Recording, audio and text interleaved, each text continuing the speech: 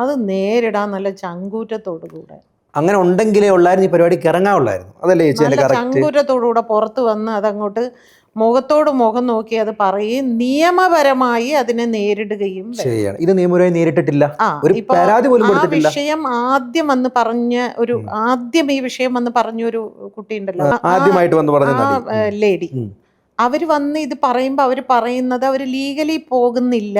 അതെ. അപ്പൊ എനിക്കത് തോന്നി, ലീഗലി പോകാൻ ഉദ്ദേശിക്കുന്നില്ലെങ്കിൽ പിന്നെ സമൂഹത്തിന് മുമ്പിൽ നാറ്റിക്കുന്നത് കൊണ്ട് എന്താണ് കിട്ടുന്നത് എന്നുള്ളതാണ്. ലീഗലി കൂടി പോകുമ്പോഴാണ് നമ്മുടെ ഭാഗത്ത് സത്യമുണ്ട് എന്നുള്ളത് കുറെ കൂടി നമുക്ക് പ്രൂവ് ചെയ്യാൻ പറ്റുന്നത്. അതിനോട് എനിക്ക് യോജിപ്പില്ല. വെറുതെ ഇങ്ങനെ വെളിയിൽ വന്ന് വിളിച്ചു പറഞ്ഞിട്ട് കഴിഞ്ഞു എന്ന് പറഞ്ഞ് മിണ്ടാതിരിക്കരുത്.